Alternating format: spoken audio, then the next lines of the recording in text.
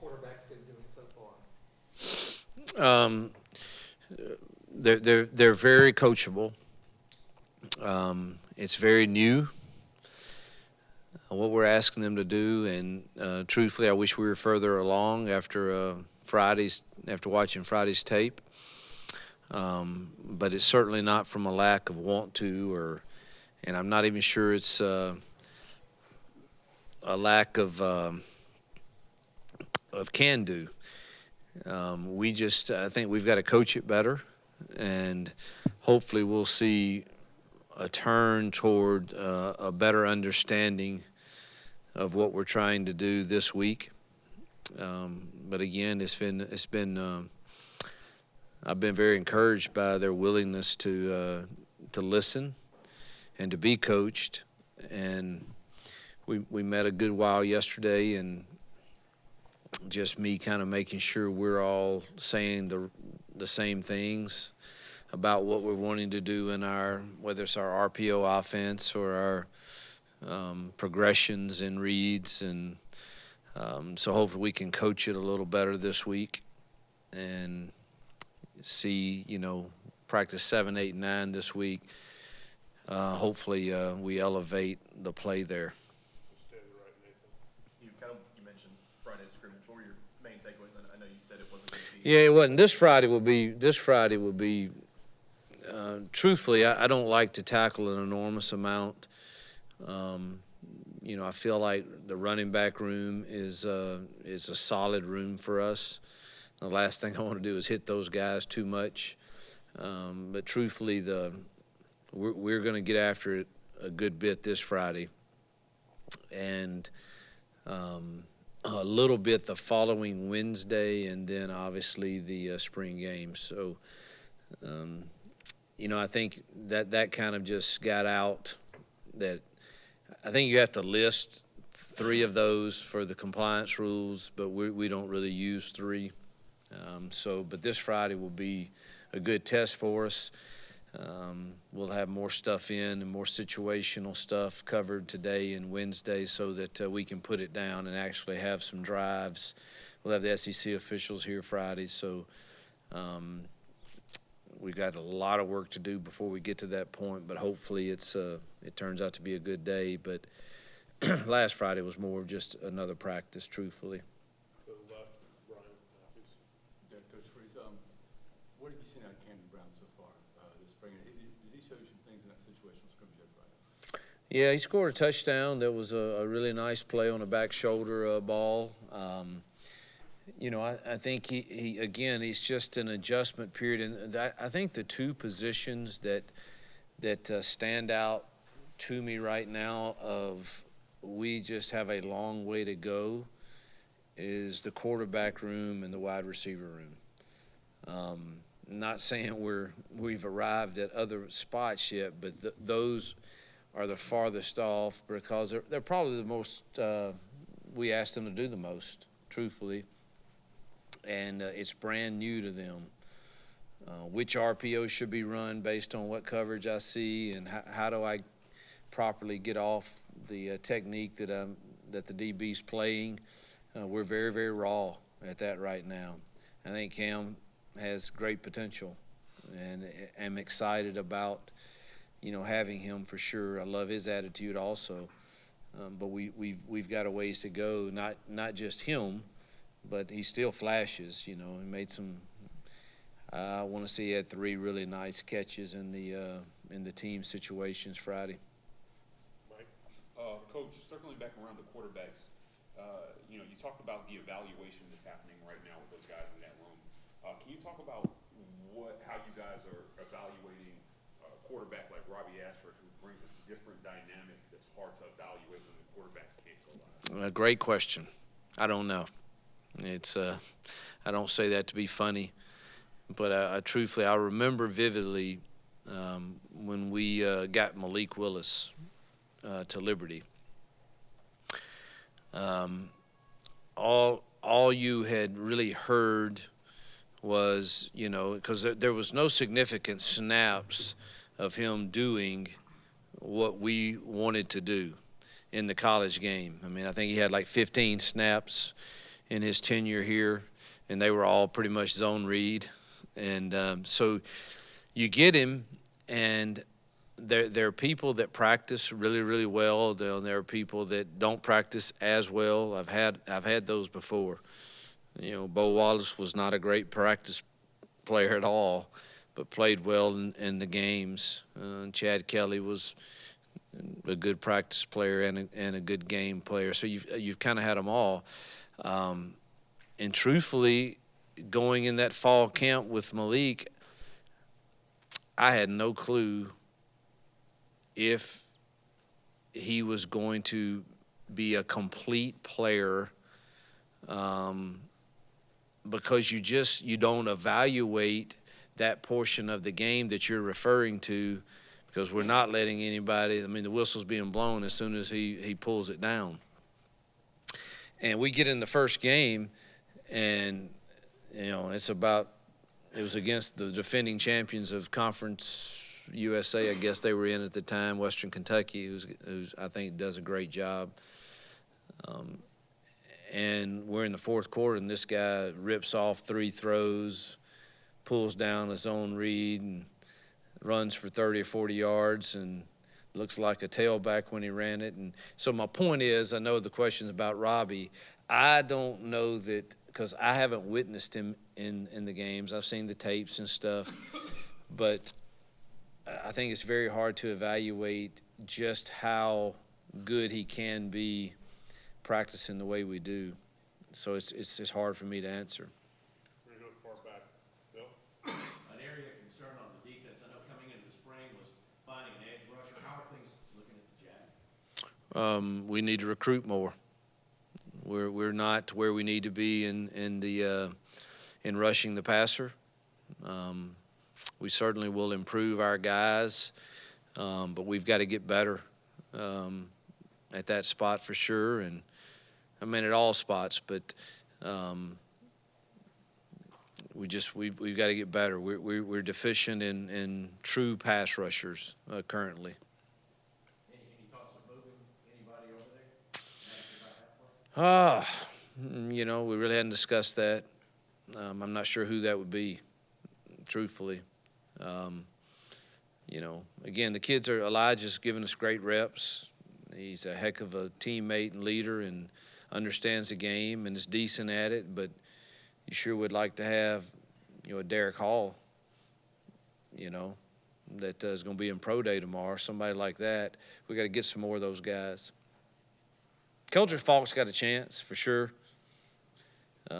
He's just a young kid right now, but he's what they're supposed to look like.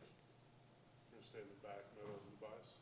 Hugh, getting back to quarterbacks a little bit, what have you liked and what haven't you liked when it comes to Ashford, Finley, and Holden?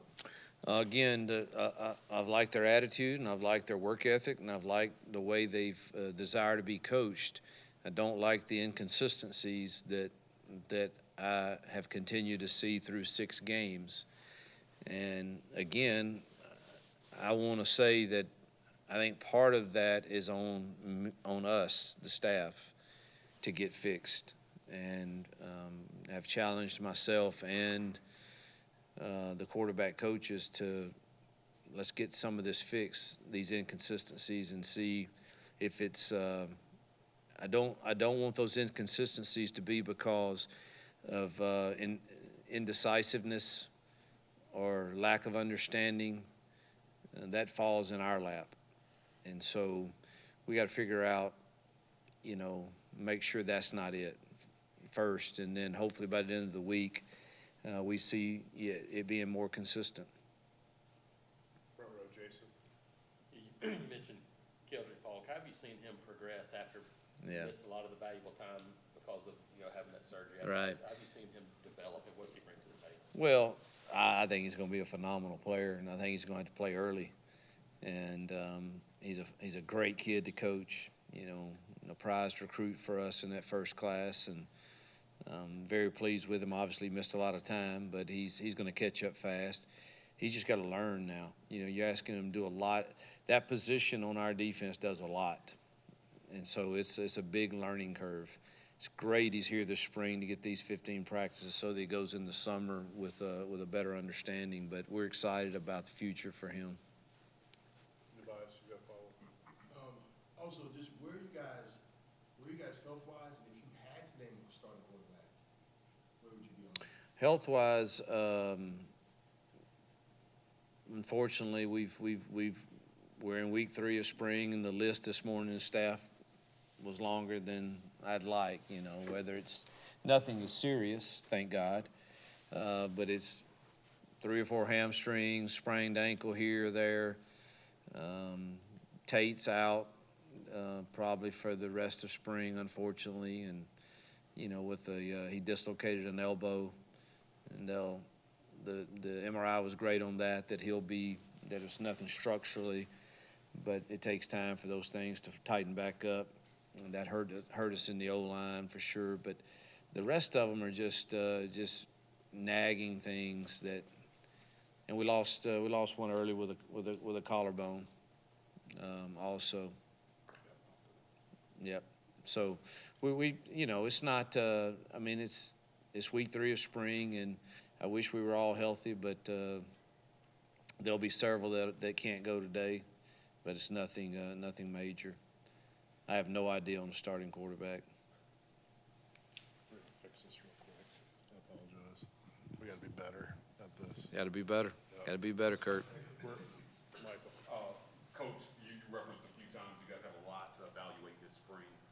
But in the running back room, you return a running back that's averaged 7 yards a carry in the SEC through his first 2 years of college. How do you guys manage maybe the load that somebody who is more proven takes during the spring and making sure you keep them healthy but get the requisite amount of reps this spring? Yeah, I think we've been pretty calculated with that, and will certainly be calculated with that when we tackle Friday and one tackle period the next Wednesday, and obviously the whatever the spring finale ends up being will be calculated. I've seen enough to know that he's really good, Jarquez, and he's a quick learner. That is an easy position to learn pretty much, as long as you know which way we're going and what kind of blocking scheme it is. And I'm really pleased with what I've seen from him. So I think our other guys are solid too, but obviously I think he's a difference maker. Are the young guys picking up the blocking schemes? Yeah, Batty's, you want to ask them to do things that they can do, that they're very good at. I've had that before. Do we want Batty in there all the time when we're in 6-man pro? Probably not. But he sure is dang good if he gets out and gets in a one-on-one with his hands on the ball. And you just got to be, I think you got to be very smart of what we're asking, those guys to do. Jason? You talked about Tate being out. How much does that give a big opportunity for some of these young guys like Connor and Ray Jordan? Yeah, we're rotating folks around a lot. Well, we're trying to. The thing we really would like to do is get 3 groups reps, and you got 3 quarterbacks that really need equal reps, and we've been committed to that to this point. It's starting to get to where putting 3 groups out there it could put a load on people in the secondary today, especially secondary receivers and O-line. It's it's going to be a pretty good load to get all the reps we want to get because of that. So we're trying to rotate, make sure it's not the same guy getting the double load that's having to go the reps with whether it's the 2s and 1s or 1s and 2s or 2s and 3s or 1s and 3s. So that it takes a little juggling. Stay in the front row. You mentioned some of those injuries. Malcolm Johnson in a sling. What's his situation? It's a collarbone. So What do you see him coming back this spring? not this spring, no. But I want to say they expect him back in June sometime. Coach, you got follow from the back, Bill? Yeah, how are the linebackers adjusting and coming along with the That's actually one group that I think I have felt like we've improved ourselves from practice 1 to practice 6.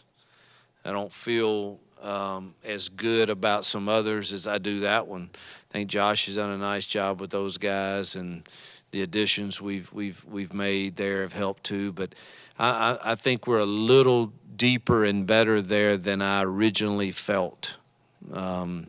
I hope I feel that way after 15 practices, but that's kind of how I feel today after 6 practices. Brian Stoltz, well, good, we got 3 in a row right here in the front row. What have you seen from Justin Rogers, and how did you treat your wife on Saturday night for her birthday? Oh, so this Justin Rogers is a football player. He's a handful. He's going to be, somebody that, Lord willing, stays healthy, and we depend upon to be a factor in the middle. But he requires a double team. I think he will.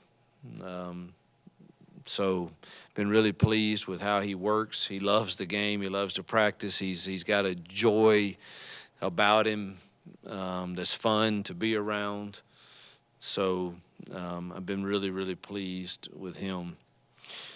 Jill and I are not big celebrators on birthdays. We kind of wish we weren't, that we could rewind the clock a little bit, I think. But she honestly had a very, very long week because of her mother has been in the hospital, and she had been in Mississippi with her mom to help her dad a lot. So all she wanted, her whole deal was, I'm not cooking anything, and I said, well, baby, you don't have to.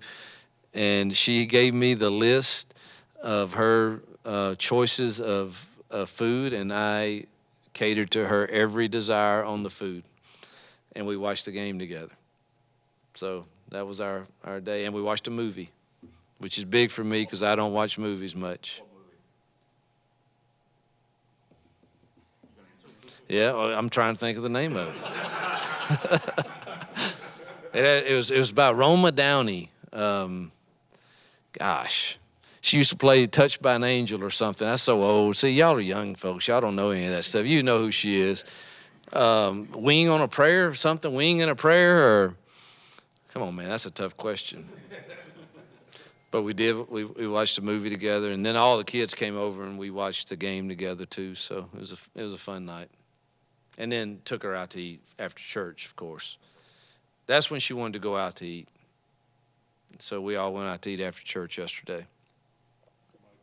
Coach, talk system for a second. What kind of progress are you and Philip Montgomery making in kind of melding your systems together and figuring out what this is going to look like? Yeah, it's a process. Really like, I think it's going well. I just wish we were further along with our quarterbacks and their inconsistencies with some of the RPO game. And I think maybe we should teach it a little differently, and that's what we'll begin today. And so it's going great, though. I mean, Phillips, neither one of us have an ego. We're just like, man, how do we get them better? And so it's been fun to work with him. Would you say maybe whatever lack of progress they're having in the quarterback room is slowing the install of the offense? Oh yeah, we weren't planning to install a ton because it's so new, and I want us to get really good at our base stuff. But I am hoping by this end of this week we feel like, all right, their eyes are in the right spot. Their decision was really good. Now, did they execute it? And we've got to handle those first two. We got to have their eyes in the right spot, and whatever the progression and decision making has to be done correctly. Quarterback should be making the correct decision if he's going to be your guy, 85 to 95% of the time. And then you judge the execution. and then you start knowing who your quarterback is based off those. Right now, we're having too many of the eyes in the wrong spot, and decision making's not exactly what it should be. We got three more, Coach. Tobias. You mentioned watching basketball, obviously the first 20 minutes better than the last. Other than Trey Donaldson, that's too easy. Which Auburn basketball player would you recruit to play football, and where would you put him? I like two. He could play somewhere for me. You have to help me with names. Yeah, I like him. I like his demeanor. I think he could play tight end. Big 44. Yeah, he could be a four technique in our odd front for sure. I don't know how fast Flanagan is, but I like tall receivers. If he were fast enough, probably there. There's a backup point guard that comes in. I think he's a great safety. He's got a lot of hair. Trey, that's Trey. Yeah, he was safety. Yeah, okay. I think he's a good safety. So I'm not sure who I'm missing, but those kind of stand out as I see a good four technique here, a good maybe rush in or tight end, and two, really good safety and downs. And I like, how tall is Flanagan? 6'6". Yes, yeah, I'd like to have that at the 10-yard line, for a fade ball. All right. Coach, who are some guys that have stepped up as leaders that have impressed you? Tate, Jason Jones, Elijah, all the tight ends, truthfully. I think that's a strong room for us, not only as players, but as culture guys. I'm sure I'm forgetting people, but that's ones that have kind of stood out to me as, we'll start developing our culture council here after spring ball, and I'll be curious to see what the team says. I'll let them vote on that after us having a good spring, and be curious to see what they say. We've had an incredible last week and this week of recruiting. One of the top running backs in the country here yesterday, and then we're loaded today and Friday, and last week was strong. We also had our letterman here Friday, which I thought the turnout was phenomenal. I don't have a number on it, but I thought it was really good. So it's been a good. I think we're headed trending in the right direction, and all those things as the leadership. I don't know why I just thought of those things as you ask about leadership, but be curious to see after spring kind of what our unit thinks. You mentioned the letterman. How important is it to have that group especially involved in the program? I think it's vital. I've always felt that everywhere I've been and tried to make them feel a part. It's hard. It's hard for you to personally do that because you don't have time. But I want them to feel it when they do come, and I want them to know they're welcome to come. And, those are guys, there was all ages here. And those are guys that have sweat equity in this program that are really the cause and reason for all of us to believe Auburn can be elite, is because of, some of the things. It's been done before by some of those guys. And so, I think they deserve, to feel a part of what we're trying to do, and they're great. What better ambassadors are there for our program than those guys? Last one, far left, Greg. Pro Day tomorrow. I know you didn't coach these guys, but you've been a part of Pro Day before. What's it mean just for the program, having the NFL scouts here, just getting them to the next level?